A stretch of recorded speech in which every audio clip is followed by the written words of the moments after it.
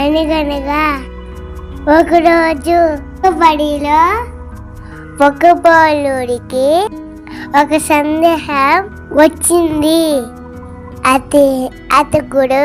అతను గురువుని వెళ్ళి అడిగాడు, గురువుగారు, ఎక్కువ మాట్లాడితే మంచిదా, తక్కువ మాట్లాడితే మంచిదా?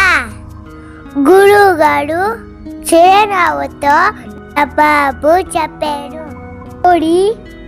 ఒక్కసారి కూస్తే ఊరంతా నిద్ర లేస్తుంది.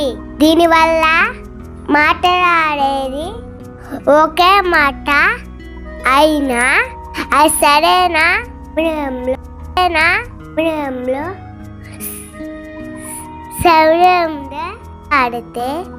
మాట్లాడితే అందరూ వింటాడు.